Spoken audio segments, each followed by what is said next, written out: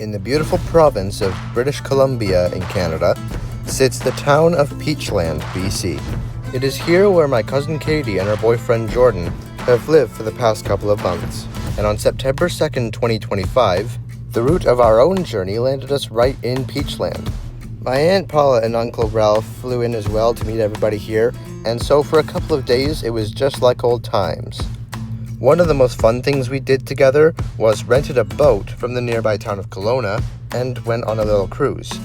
My family actually owns a boat back home, and during the summers we'd like to take it out for a spin sometimes, so this really was a nice reminder of home. It was really nice to get to do this again, especially when you consider that we really haven't had the chance to properly get out there on our boat this season. The next day, we took a drive out to what was the remainder of the Kettle Valley Railway, which has been turned into a 660-kilometer trail which runs from Hope to Castlegar. The railroad itself was built from 1910 to 1916. It was built to serve British Columbia's mining, lumber, and agriculture industries, and also to secure Canadian sovereignty in the region. But it wasn't all smooth sailing. The operating costs were very, very high, and eventual competition from highways and other modes of travel led to its obsolescence and abandonment by the year 1989. Whilst the trail itself is quite long, we only really did probably not even a quarter of it. We only did a couple of kilometers, but we could have done a lot more. Aside from the impressive Trestles you've just seen, there was also this tunnel. There's actually quite a few of those along the trail, but this is the only one we got to. I will say though, it must have been an impressive sight to be back in the 1910s and seeing a steam locomotive travel along this exact route. This is a really cool bit of history.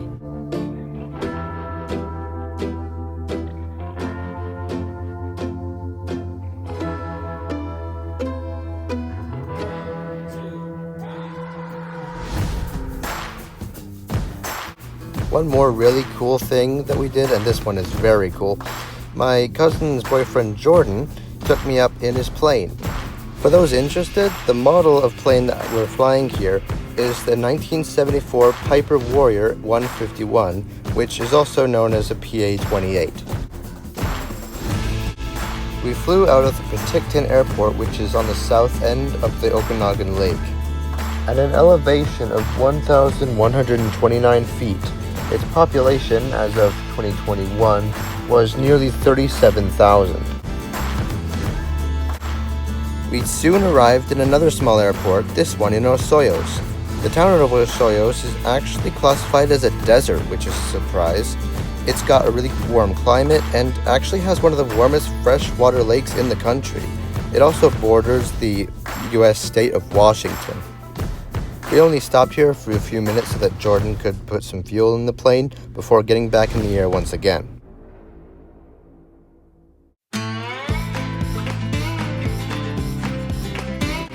Once we got back in the air, Jordan actually handed the controls over to me. He just let go and let me have a ride. So I got to have a feel for everything, how the controls worked, and how unbelievably sensitive the steering is. Like, you turn that wheel like about an inch and the plane just takes off one way. It's really, really crazy. It took me a bit to get used to that, but I eventually got the hang of it.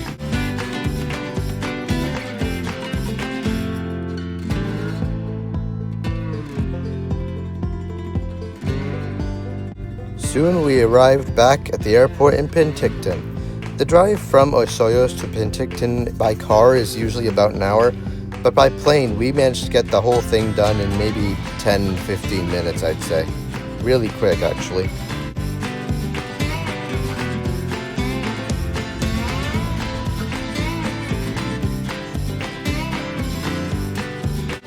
Overall, I really had a fun time in Peachland. This place is awesome. Getting to see my family again is definitely one of the major highlights for me on the trip so far, and also the towns and the surrounding area is just really nice. I would definitely recommend coming here. That'll be the end of this video, but stay tuned as I've got another video coming out pretty soon that does feature my family again, so stay tuned for that one and I'll see you next time.